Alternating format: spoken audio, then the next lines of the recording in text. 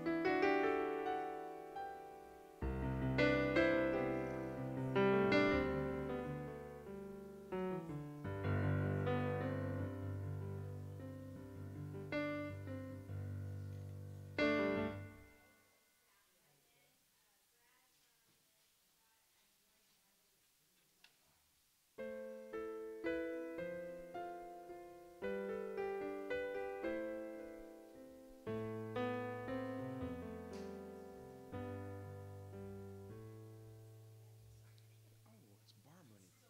Yeah. It's, a, it's the whole thing about playing in nightclubs. All your money's kind of wet.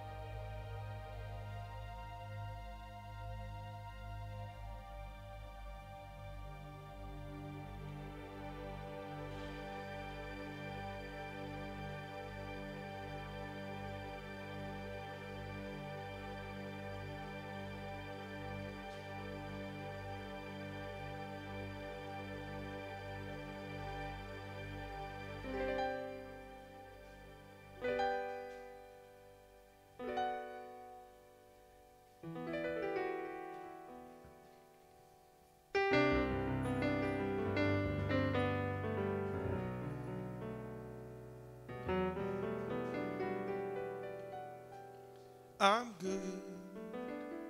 I'm good, I'm good, I'm good. Living life just like I should. Wouldn't change it if I could. I'm good, I'm good, I'm good. I'm good, I'm good, I'm good. Living life just like I should. Wouldn't change it if I could. Trying to figure out who I am, who I'm supposed to be.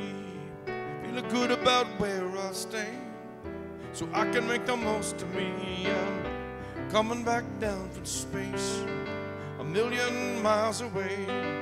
There's a lot of love in this place, and I'm just trying to say that I'm good, I'm good, I'm good, I'm good.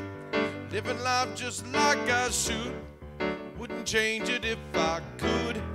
I'm good, I'm good, I'm good. I'm good, I'm good. Living life just like I should. Wouldn't change it if I could. Been a long time living this way, worrying about what people say. Feeling like I don't fit in, but I won't give up, no I won't give in. I've been looking for something more. What you really looking for? It's been with you since you were born, since you were born. You're good, you're good, you're good, you're good. Living life just like you should. Wouldn't change it if I could. I'm good, I'm good, I'm good. I'm good, I'm good, I'm good. Living life just like I should. Wouldn't change it if I could. You only live once. I'm good with myself. I'm there for my friends until the very end. You only live once. I'm good with myself. I'm there for my friends until the very end. 'Cause I want to see another love revolution. Want to find a way to better person. If we come together like we should, we could all be good. 'Cause I'm good. I know I'm good, I'm good. Living life just like I should. Wouldn't change it if I could. I'm good, I'm good, I'm good. I'm good, I'm good, I'm good. Living life just like I should. Wouldn't change it if I could.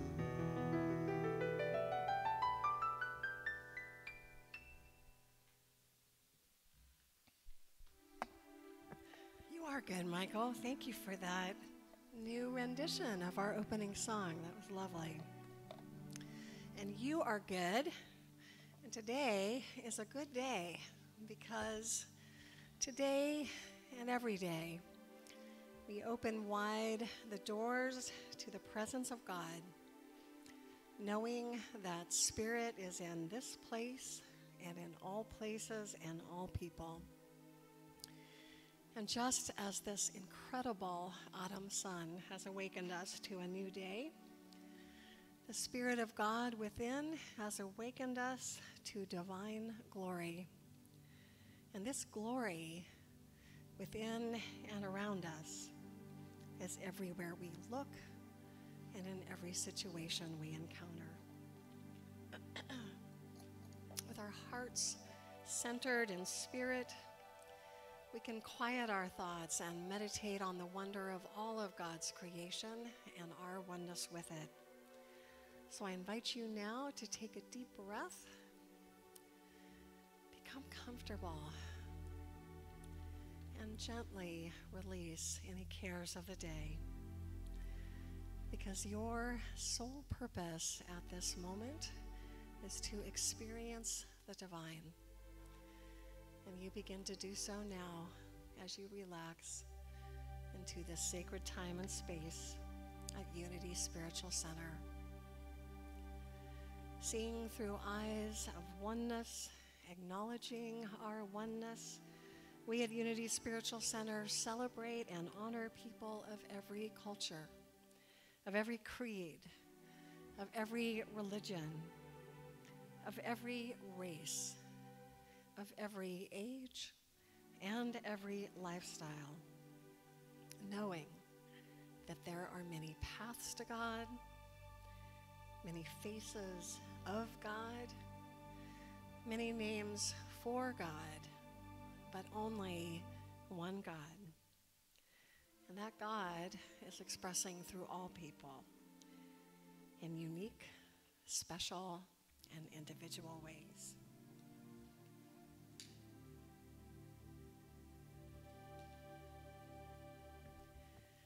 As you look at the flame of the candle that we light every Sunday, remember that you too have a divine flame within, that you are a spark of God. You are an individualized expression of God. We honor the one power and presence of God with Unity's foundation statement, which you'll find on the screen behind me. And I invite you to join me in saying it aloud together. There is only one presence and one power, active as the universe and as my life, God the good, omnipotent. We give thanks for our spiritual community and for the beauty of our spiritual center. We give thanks that Unity Spiritual Center is a welcoming, warm, and inclusive community dedicated to studying and putting into practice empowering principles and tools for happiness, health, prosperity, and successful living. We give thanks that with our spiritual teachings, we can create extraordinary lives and a peaceful planet through our relationships with the loving God presence within and through our relationships with one another. Our vision and the opportunity for each one of us here is that you discover the power within you to create the life of your dreams, that you have peace of mind and deep happiness, that you enjoy joyous and loving relationships with yourself, with spirit, and with others, that you spend your days doing what you love and feel called to do, and most of all, that you know that your life matters, that you make a difference, and that the world is a better place because you're here.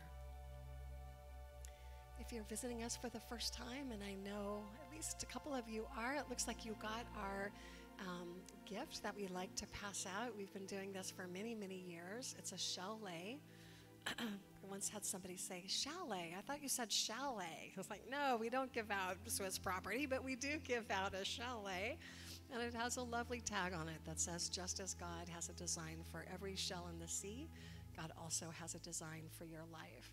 So we are thrilled that you're joining us here today. We pray that you will feel nourished by your time here today. And please do plan on joining us next door for our hospitality potluck. We're going to have a ancestor potluck in celebration of Dia de los Muertos. And you are most cordially invited to join us where we can get to know you better. And if you, or if any of you, have anything on your mind, any questions about Unity or thoughts, anything at all that you'd like to talk about, please don't hesitate to contact me. I believe you got the new November newsletter when you came through the door. Is that right? Yeah, yes? So you will find my contact information printed on the back of that, and you're always invited to give me a call and schedule a time to talk. I would love that. So as we move at this time into the meditative portion of our service and prepare to sing together, please do mute your cell phones and any other electronic devices if you haven't done that already, and let us sing. Michael. Okay, what we have today is a tune by Melissa Philippi. She's a New Thought songwriter, very busy girl. And The lyrics are extremely difficult. Wow. See if we can memorize it, maybe. Okay. I thought this would be appropriate for today because really we are a sum of a million parts. And there's a lot back there. We're going to see some of it up here. So there's two parts to this, so that'll be the hard part. There's two melodies that we can do if we get adventuresome. So we'll start out with the main melody, and then there's a counter melody, which is actually simpler. But it's sort of like doing row, row, row your boat, and then somebody else has to start later, and then you start listening to them and going, but, no, okay, we're not going to go there. So we're going to do it. It sounds like this.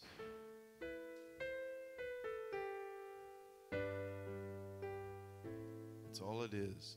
I am remembering who I am. I am remembering who I am. I am remembering who I am. I am remembering who I am. I am remembering who I am. I am remembering who I am. Now just take that thought and just see how far back you can go in your family tree. Just sit there and think about that while you're thinking about this melody. So just close your eyes and think about your grandparents. Then, do I even know the names of my great-grandparents? How about all my uncles and aunts? Somebody that helped you when you least expected it.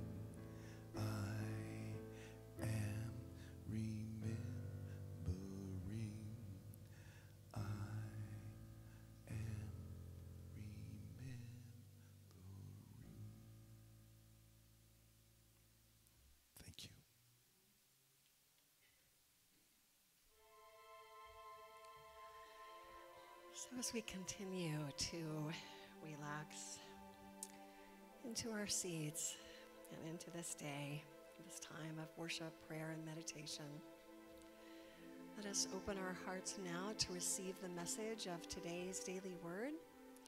It will be read by Linda Park, and the word for the day is grace.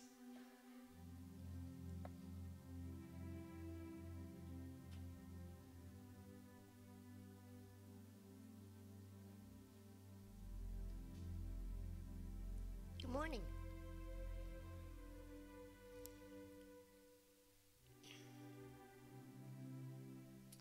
Today's word is on grace.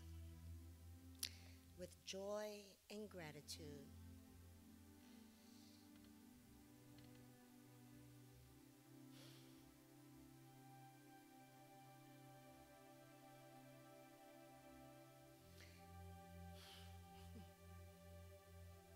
It's speaking to me.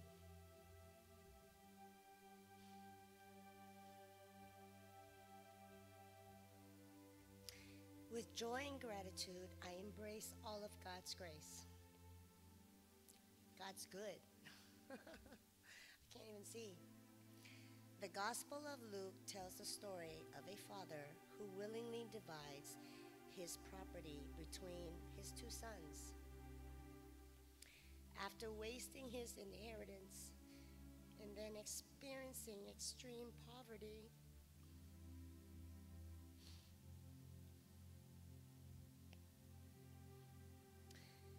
the younger son returns to his father's home humbled.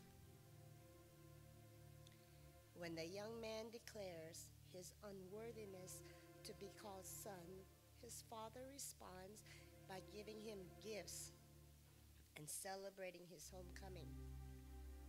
Surely this young man experienced grace. Like the prodigal son, I may feel unworthy. Feelings of unforgiveness, such as the older brother felt, may also block the flow of good in my life, in our lives. As I recognize and release these thoughts and feelings, I open my entire being to God's grace. With joy and gratitude, I embrace all of God's good. The scripture reading is, "Then the father said to him, 'Son, you are always with me, and all that is mine is yours.'" From Luke 15, verse 31. Thank you.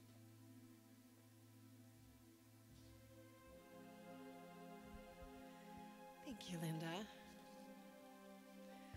Just a note that when I was studying to become a spiritual director, which I did before I became a minister, we learned in training that tears are the sign of God.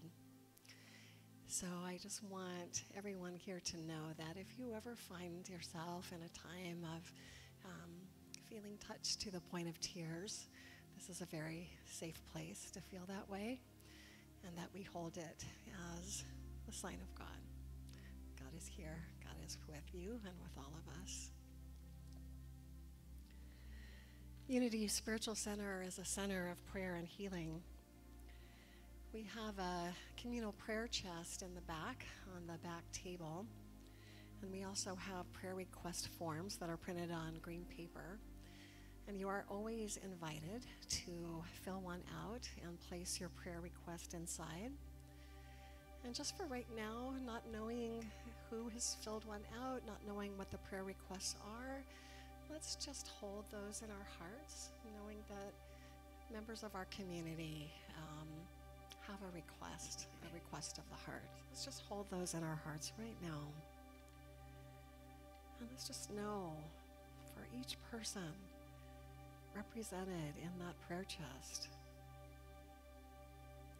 no matter what the circumstances may be that they're facing, that they are enfolded in divine love, and that divine order is taking place in all of their lives.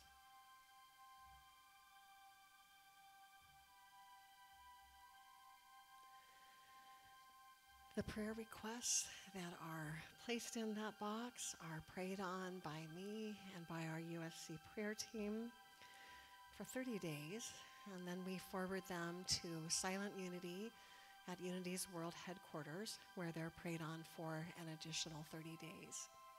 As I mentioned, we have prayer request forms that are printed on green paper that are placed next to the box, and you're always invited to fill one out.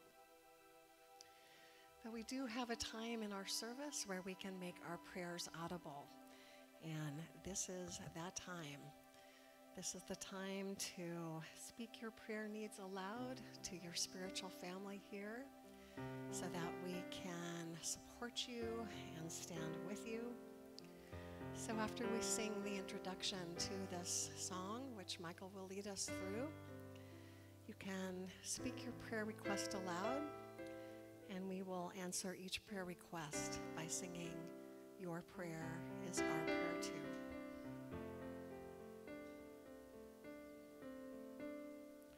We are connected by the heart. Where do you end? Where do I start?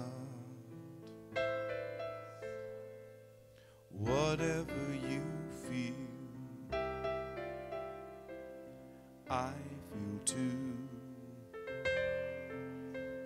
You're a part of me, I'm a part of you.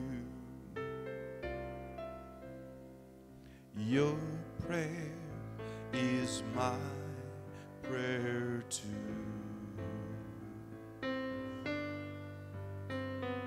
Your prayer is my prayer too.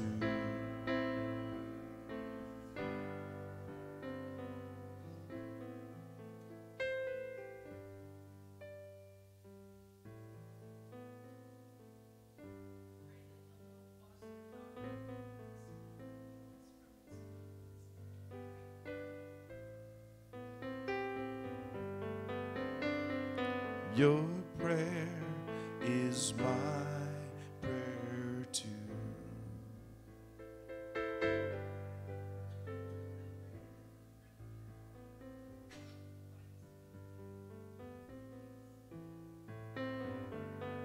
Your prayer is my prayer too.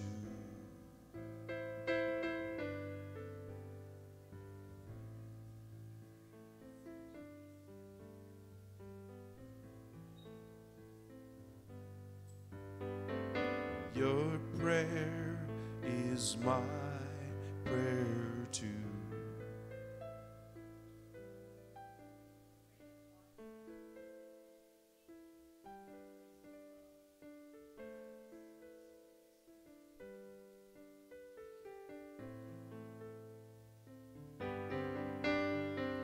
Your prayer is my prayer too.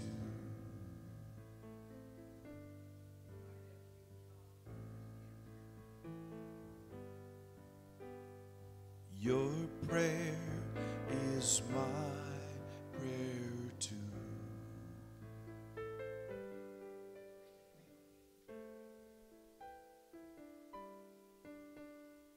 Your prayer is my prayer too.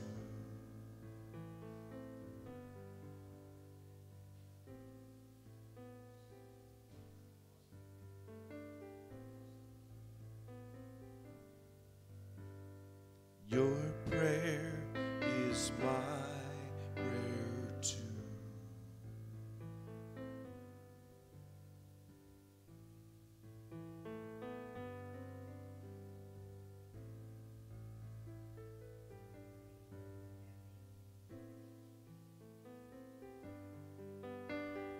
Your prayer is my prayer too.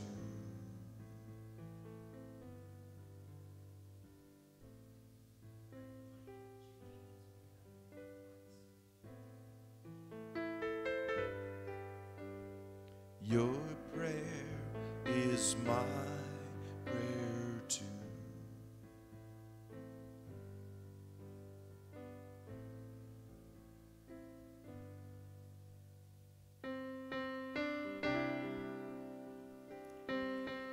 And we also have a time in our service where you're invited to share your blessings with your spiritual family here, things that you are grateful for, your Thanksgivings. This is your time to share those with your spiritual family.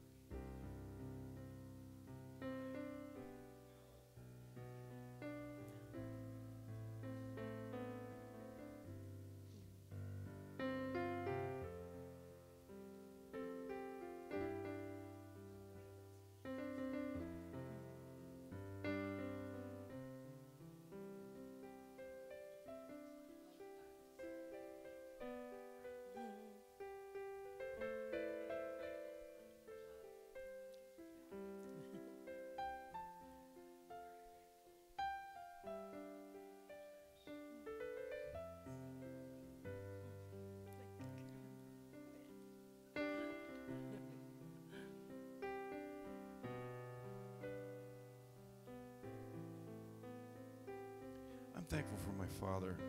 He passed away very young, but he was wise beyond his years. Took care of my mom.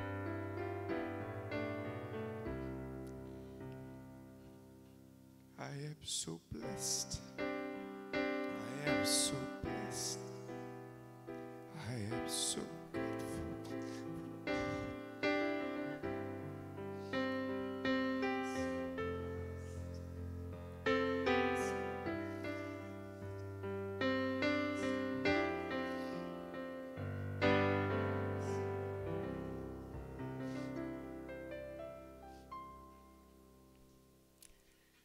We give thanks for this opportunity to bless and to be blessed in spirit. We give thanks for the privilege, and it is a privilege, to pray for others in our community, in our nation, and around the globe. And we affirm that always and in all ways, no matter what circumstances may look like, divine love and divine order is everywhere present. At Unity Spiritual Center, your prayer is our prayer too. Amen.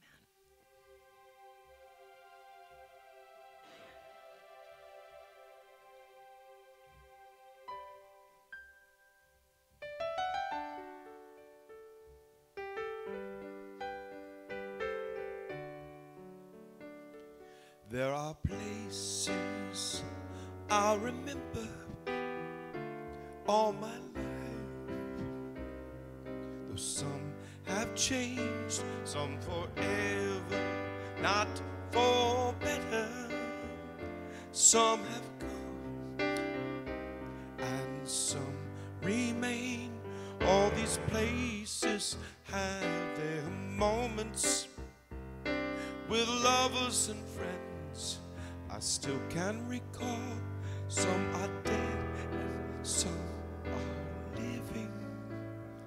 But in my life, I loved them all.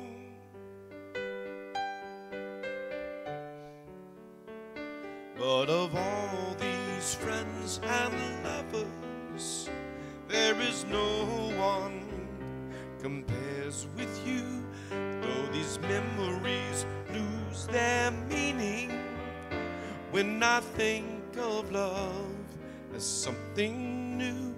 Though I know I'll never ever lose affection for people and things that went before, I know I'll often stop and think about them. In my life, I loved you more.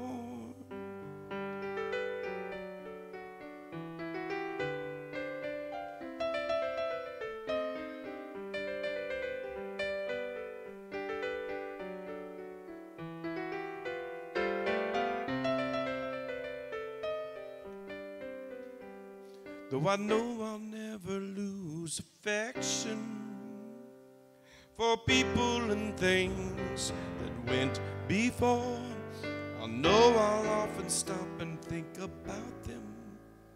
In my life, I loved you more.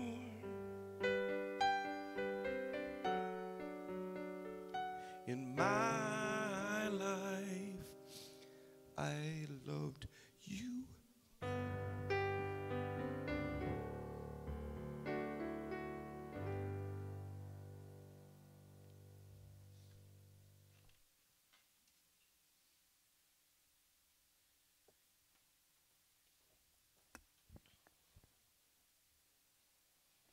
It's a sweet day, isn't it? It's a sweet day.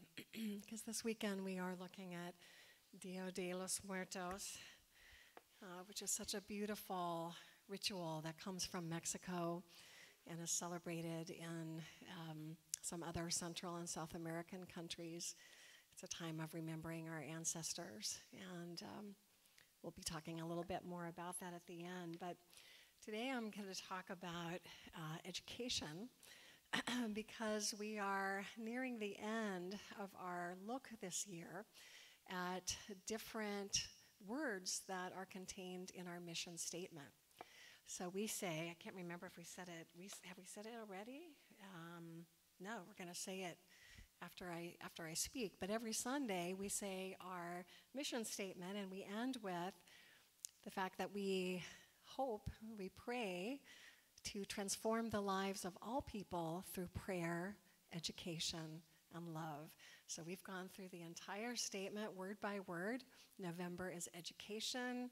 December will be love. But yeah, now I've got the kind of clunky assignment of talking about education. I thought, wow, what can I do with that? Because just on the surface of it, it doesn't sound too interesting, does it? But the more I started thinking about it, the more I thought not only is it interesting, but it is incredibly relevant to what we're going through as a country and as a world right now. And so I'm going to break this down for us this month.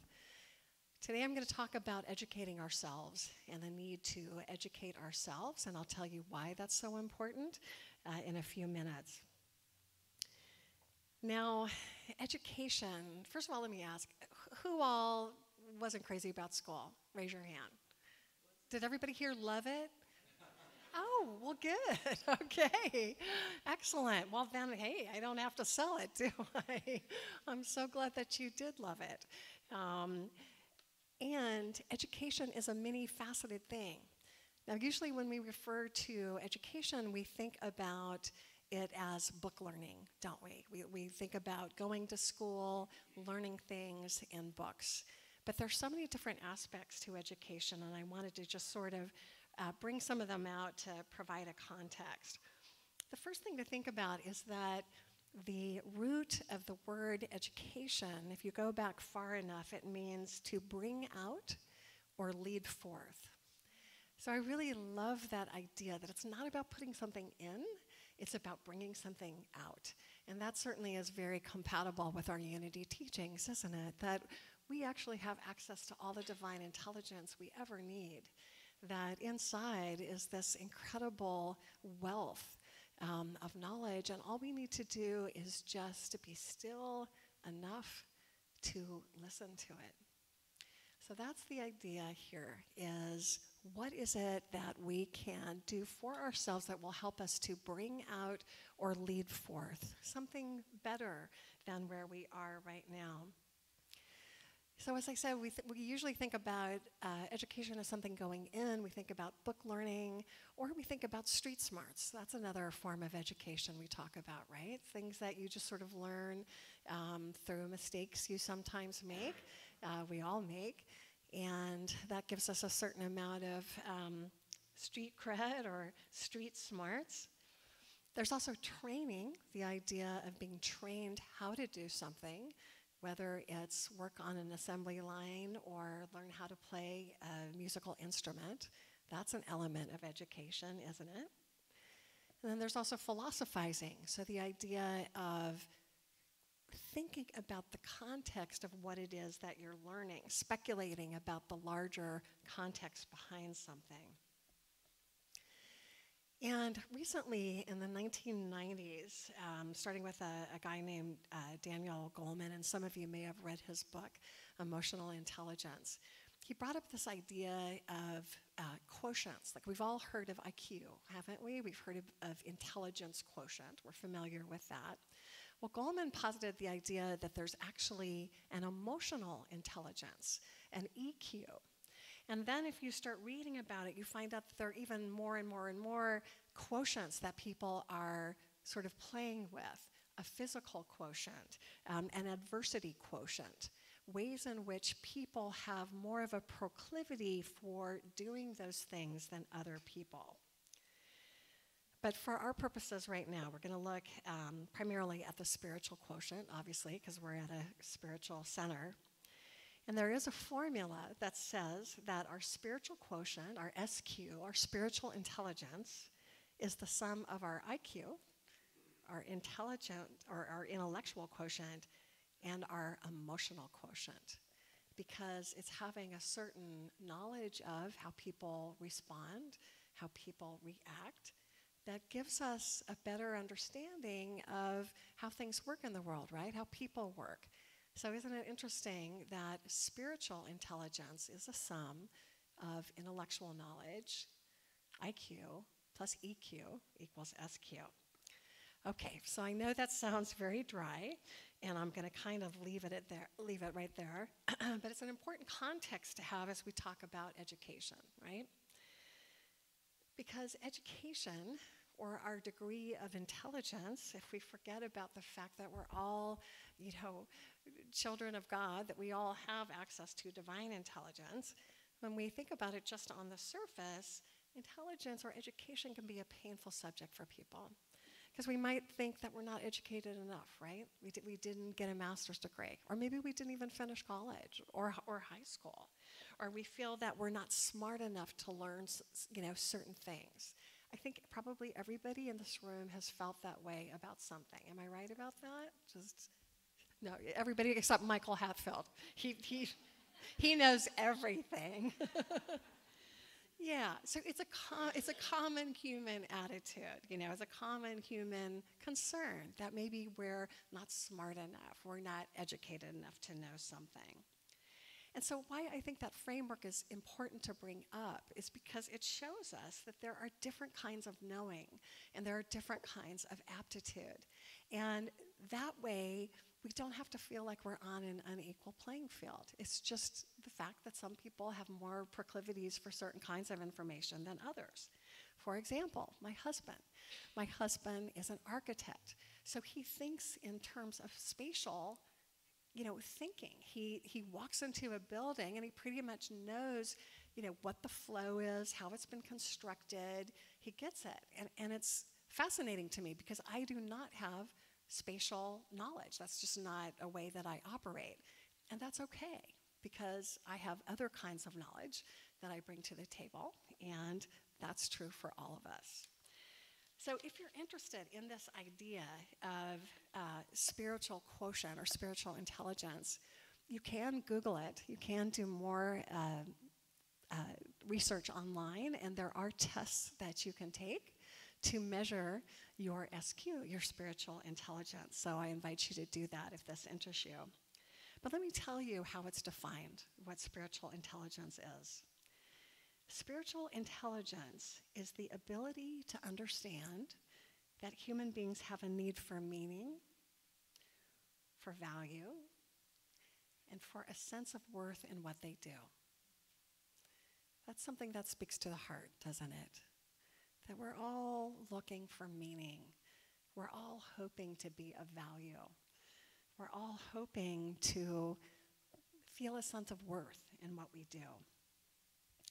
The spiritual quotient also helps people to be creative and to seek answers to fundamental questions, fundamental existential questions, like who am I?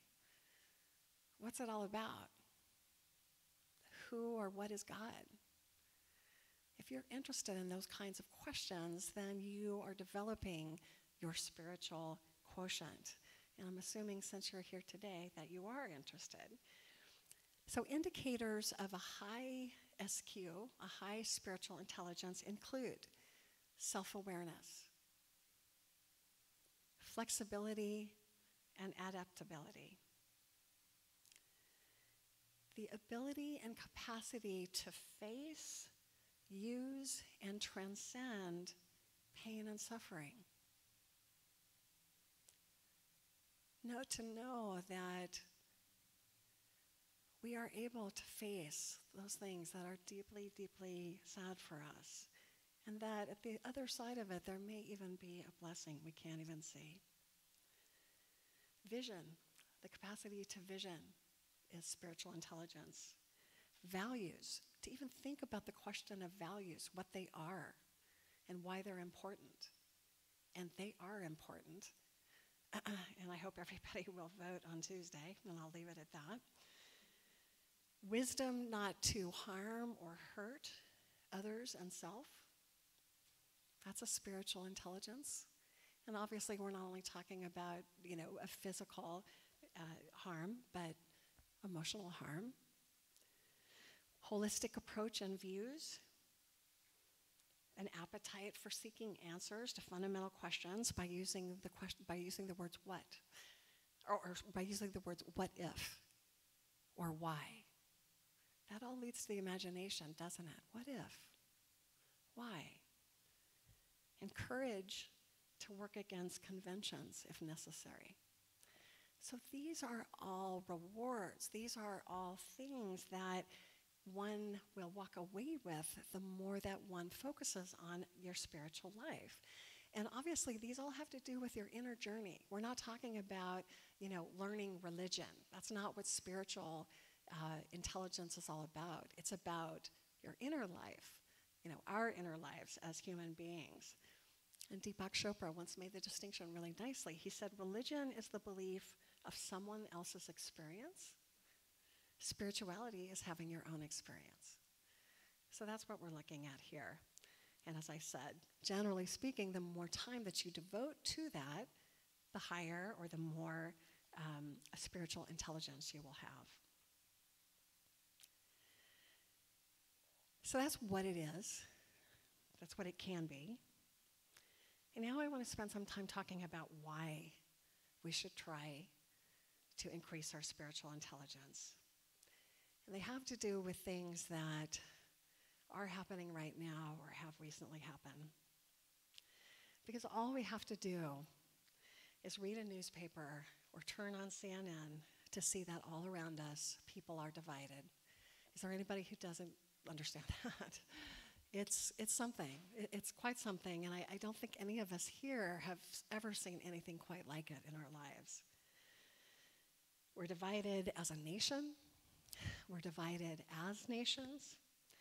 We're divided according to our races, our religions, our sexes, our political systems. And I think it's clear to all of us that we cannot survive as a species unless we start to build bridges of understanding.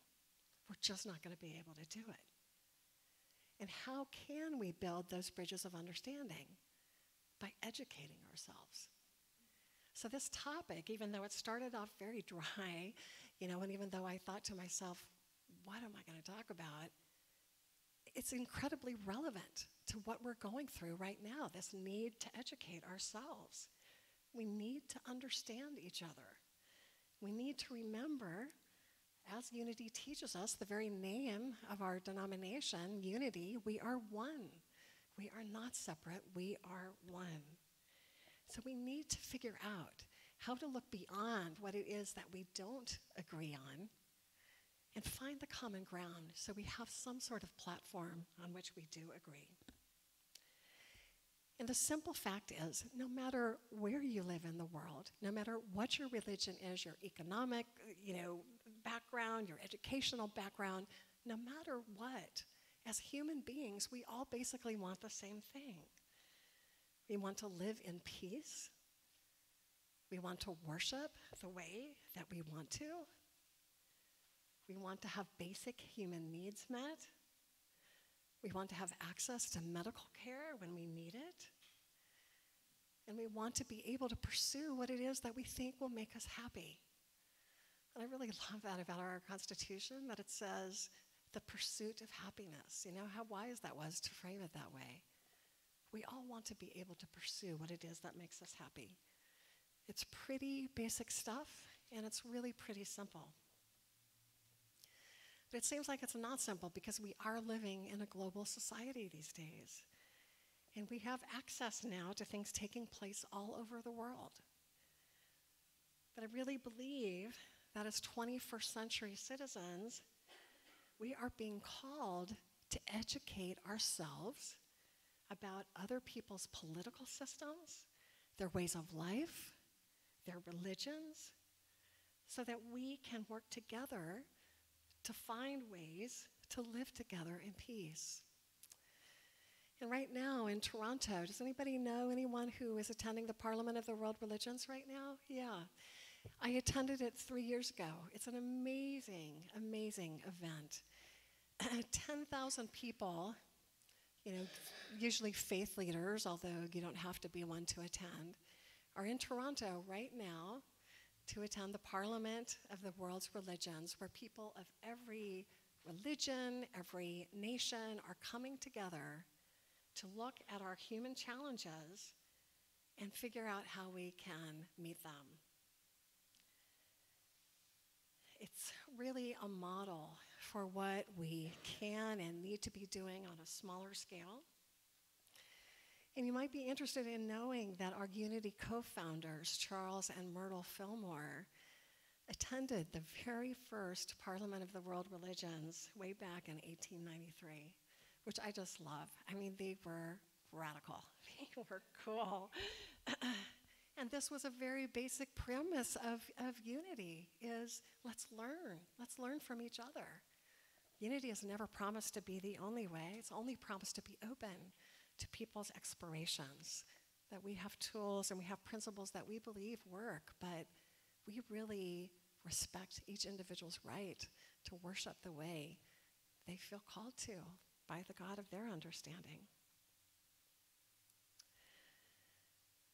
Something else happened recently that's not so hopeful, and that, of course, was the devastating tragedy in Pittsburgh when a gunman entered a synagogue and killed 11 people inside who were worshiping. Now, why? How can we even wrap our heads around why something like this would happen? It's because he saw them as the other. He saw the people inside as the other, because he had not educated himself enough to know about their religion and why they're not the other. So for very many reasons, we need to learn. We need to educate ourselves to understand the religions and the cultures of our brothers and sisters around the world. Here at USC today, we're celebrating, as I mentioned, this beautiful Mexican ritual from Mexico, and also celebrated in some other countries in Central and South America, the Day of the Dead, on which we honor our ancestors who have passed on. And I'm going to continue to look for ways in which we can learn from things, from other cultures and other religions, that will enhance our own spiritual lives, our own spiritual intelligence. And I don't know if I've mentioned before, but I may have, that my book, my very first book, which was printed in 1997, the Dalai Lama wrote the foreword to it. And the Dalai Lama spoke about learning from other people's traditions. And he said, we do that not so that we'll convert to the other person's religion. That's not the point of it. It's because by studying other people's cultures, studying other people's religions, we can learn something from that can deeply enhance our own. There was a man named George Whitman. He was the owner of Shakespeare and Company in Paris. Anybody been there? I was there this summer, yeah. And this is what he said. George Whitman once said, "All the world is my school, and all humanity is my teacher." And if we want to evolve, if we want to educate ourselves, if we want to be part of the solution in coming up with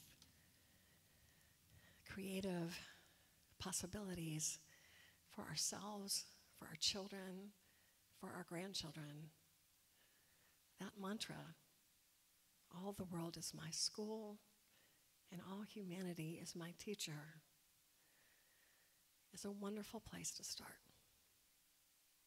And so it is. Thank you, God.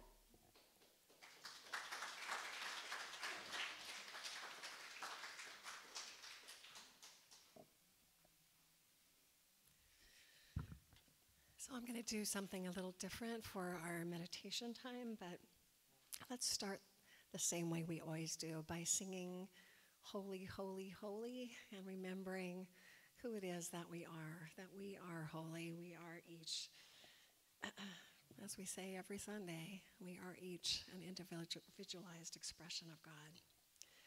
So we'll start with we are holy, move to you are holy, and finish with I am holy. You're holy, holy, holy. We are holy, holy, holy. We are holy, holy, holy. We are holy. We are holy, holy, holy. We are holy, holy, holy. We are holy, holy, holy. We are holy. You are holy, holy, holy. You are holy, holy, holy. You are holy, holy, holy. You are holy. You are holy, holy, holy. You are holy, holy, holy. You are holy, holy, holy. You are holy. I am holy, holy, holy. I am holy, holy, holy. I am holy, holy, holy. I am holy. I am holy, holy, holy. I am holy, holy, holy. I am holy, holy, holy. I am holy. So I invite you now, if you haven't already, to lean back in your chair and just feel that back supporting you. It's such a lovely metaphor for remembering that we are always held. We are always held by the divine. And all we have to do is just rest. Rest into that presence. And for our meditation today, I'm going to read a poem. And I invite you just to close your eyes and take in the images that you hear. It's a story. So just let yourself relax and listen to it. It's by an Arab American poet named Naomi Shihab Nye. And the title of this poem is Wandering Around an Albuquerque Airport Terminal. After learning my flight was detained 4 hours, I heard the announcement. If anyone in the vicinity of Gate 4A understands any Arabic, please come to the gate immediately. Well, one pauses these days. Gate 4A was my own gate. I went there. An older woman in full traditional Palestinian dress, just like my grandma wore, was crumpled to the floor, wailing loudly. "Help," said the flight service person. "Talk to her. What is her problem? We told her the flight was going to be 4 hours late, and she did this." I put my arm around her and spoke to her haltingly. "Shadawa, Shabidak, Habibti, Stani Shwi, Min Falik, Sho Bit Sui." The minute she heard any words she knew, however poorly used, she stopped crying. She thought our flight had been canceled entirely. She needed to be in El Paso for some major medical treatment the following day. I said, no, we're fine. You'll get there, just late. Who is picking you up? Let's call him and tell him. We called her son, and I spoke with him in English. I told him I would stay with his mother till we got on the plane and would ride next to her, Southwest. She talked to him. Then we called her other sons just for the fun of it. Then we called my dad, and he and she spoke for a while in Arabic and found out, of course, they had 10 shared friends. Then I thought, just for the heck of it, why not call some Palestinian poets I know and let them chat with her? This all took up about 2 hours.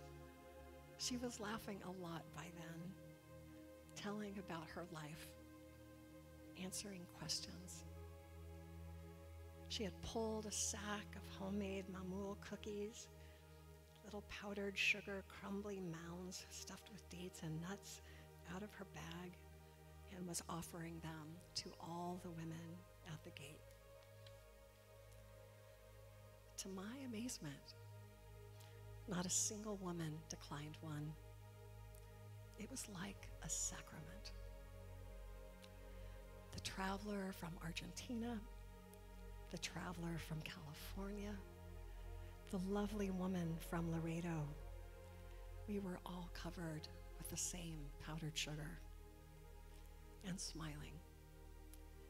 There are no better cookies. And then the airline broke out the free beverages from huge coolers, non-alcoholic, and the 2 little girls for our flight, one African American, one Mexican American, ran around serving us all apple juice and lemonade, and they were covered with powdered sugar too. And I noticed my new best friend, by now we were holding hands, had a potted plant poking out of her bag, some medicinal thing with green furry leaves. Such an old country traveling tradition. Always carry a plant. Always stay rooted to somewhere. And I looked around that gate of late and weary ones and thought, this is the world I want to live in. The shared world. Not a single person in this gate, once the crying of confusion stopped, has seemed apprehensive about any other person. They took the cookies. I wanted to hug all those other women too. This can still happen anywhere.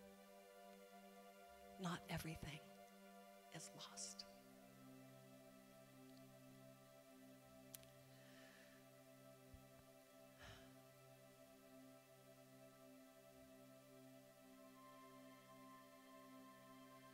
So taking that into our hearts.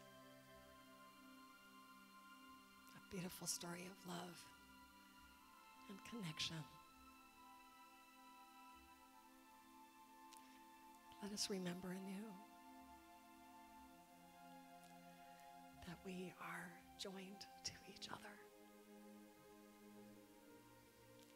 that we are one with each other. And let us vow today to renew our commitment to love. And so it is. Amen.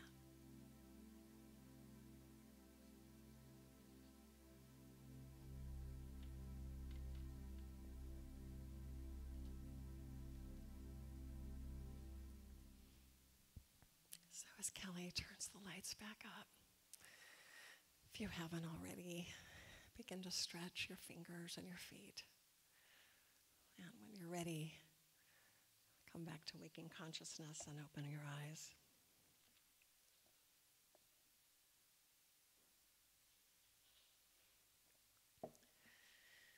Unity offers positive, practical, progressive spiritual teachings and tools that honor the universal truth in all religions and respects each individual's right to choose a spiritual path.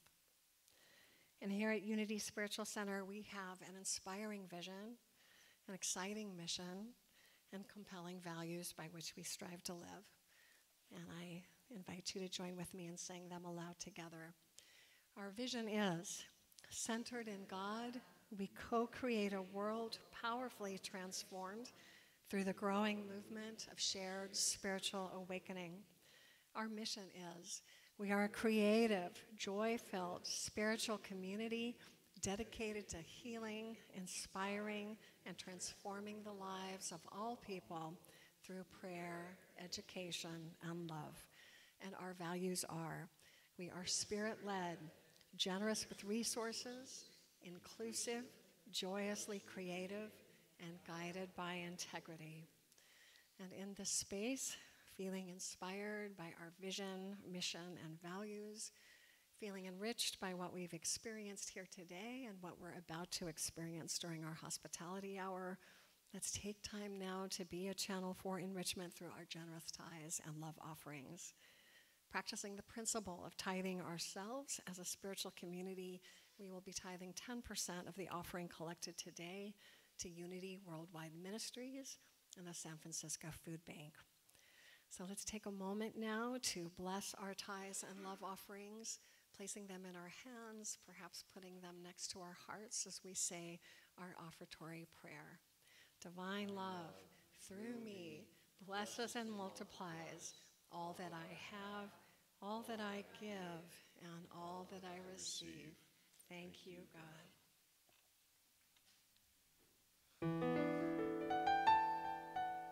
I'm going to talk about this tune for a second. I was always attracted to this tune, and then when I learned more about it, I liked it even more. But a young man arrived in Nashville with his young wife, trying to be a songwriter, at the very same time that Garth Brooks and his young wife came to Nashville to try to do the same thing. And they all played at the Bluebird, and they always said, it's like, we're surrounded by just people like us. There's nobody there to actually hear the music. There's just a bunch of singer-songwriters hearing each other. You know, and they going, you know, they were trying to get our music out to people, but we're preaching to the choir, basically. They're all there.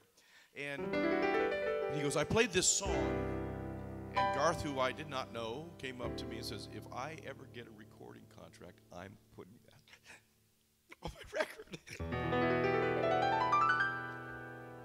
And he did. It changed that guy's life. Just like that. And the song has, oh God, this is going to be a terrible day for me. I wish I sang.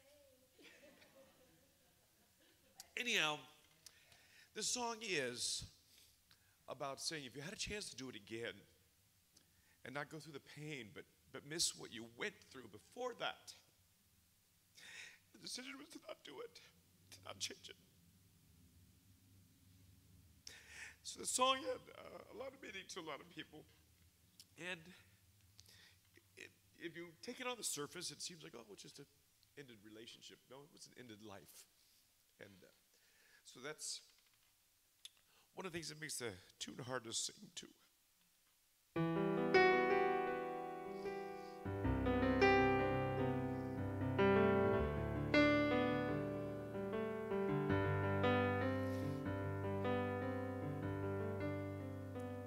Looking back on the memory of the dance shared beneath the stars above. For a moment, all the world was right. How could I have known you would ever say goodbye? Now, I'm glad I didn't know the way it all would end, the way it all would go. Our lives are better left to chance. I could have took the pain, but I'd have missed the day, missed the days. Holding you, I held everything. For a moment, wasn't I the king?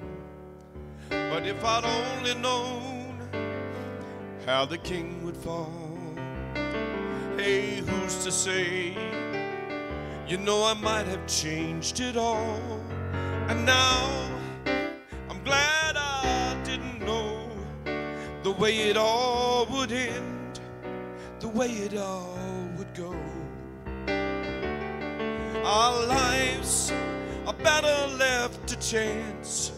I could have missed the pain, but I'd have had to miss the dance.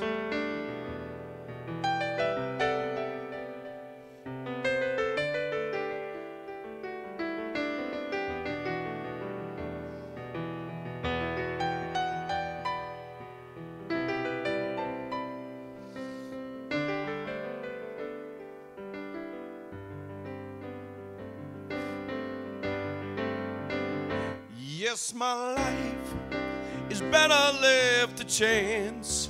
I could have missed the pain, but I'd have had to miss the dance.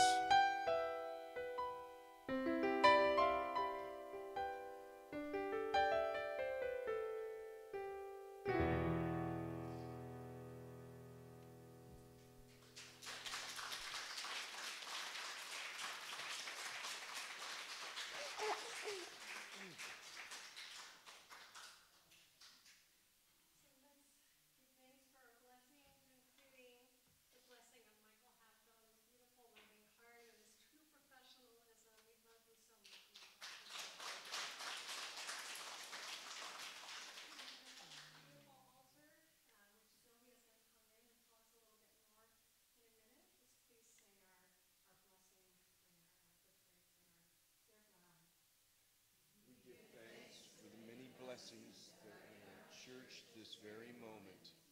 We open ourselves to the infinite possibilities that are ours to choose. We are filled with a mighty faith that empowers and frees us to live our divine purpose and serve our community with excellence. And so it is. So a few announcements. I'm going to turn this now. It's on. First of all, isn't this so beautiful? Our beautiful Dia de los Muertos altar. We're going to bring Sylvia and the kids in a second, but she really was instrumental in putting this together, although I know a lot of you also brought things. So thank you so much for adding to the beauty of this and to this beautiful celebration.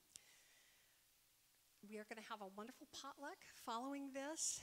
People were asked to bring in a dish of their ancestors, even if their ancestors weren't Mexican. We wanted to honor all ancestors, so we should have quite a wonderful and diverse spread in the hospitality room. So thank you to everybody who brought something for our potluck as well. And if any of you would like to talk about membership in Unity Spiritual Center, if you've been coming for a while and wanted to become a member or were wondering what that means, please come see me. I'll be in the healing and meditation room probably about 12:45, 1 o'clock, if you'd like to talk about that. We also have a really fun fundraiser coming up. Abby, do you want to talk about that? It's run by our indefatigable Abby McGreevy. So is there anything you'd like to add, or? Just that it's always fun, and we usually raise some good money. Desperately need new jewelry, so I ask that you go in and look at the jewelry that you have. You haven't worn it in the last year, you're not going to wear it again, so please come in. We can make marvelous use of it, and it's great to find new jewelry that you can either use as Christmas presents for family or for yourself. So please come next week and have some fun. It's always a good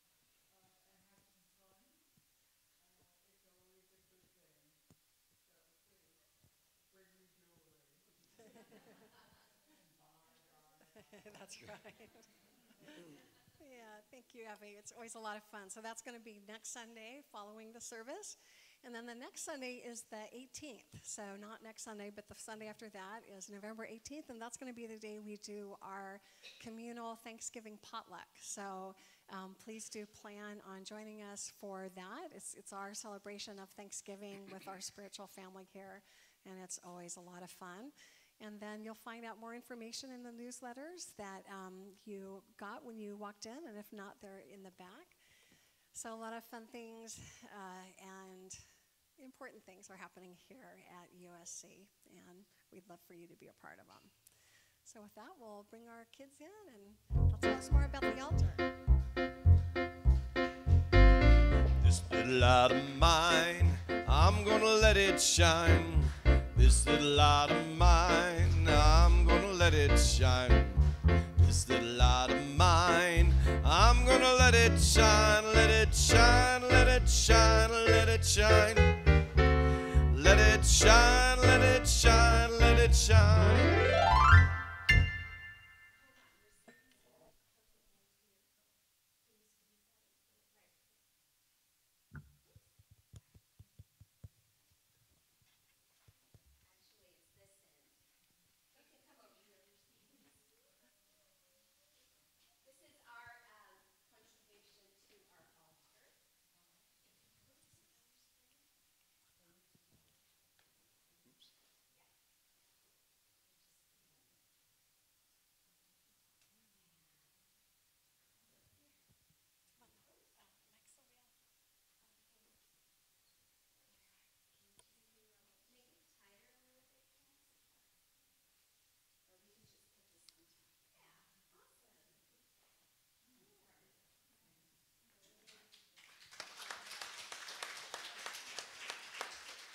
Hi.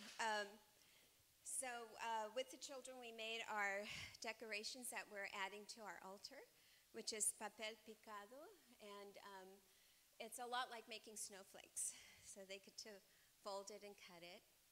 And we also made flowers to make our table festive.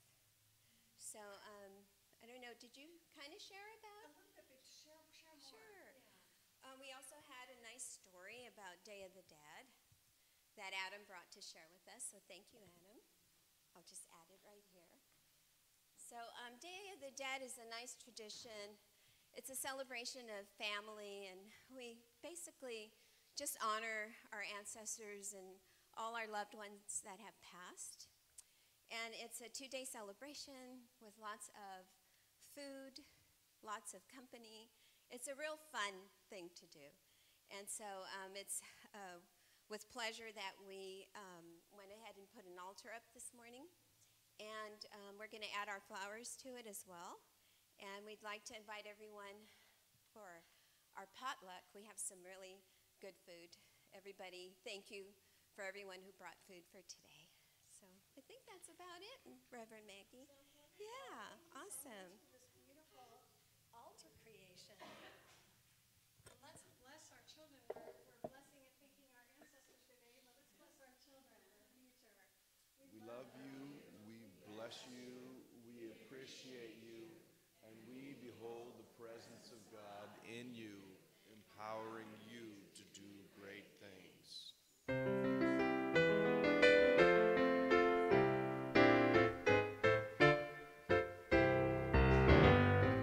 Let there be peace on earth, and let it begin with me.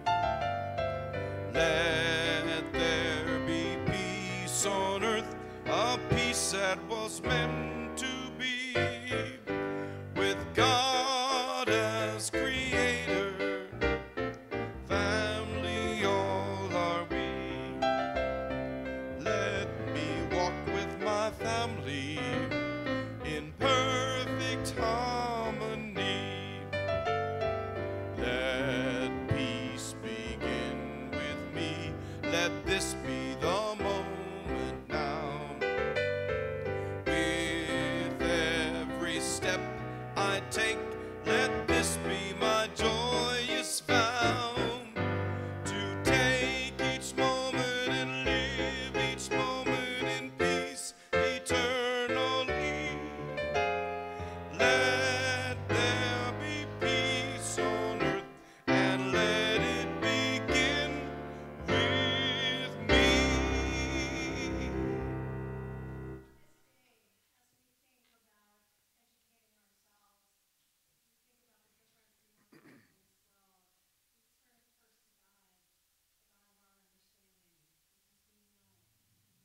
Light of God surrounds us. The light of God surrounds us. The love of God enfolds protects us, and the presence of God watches over us. Wherever we are,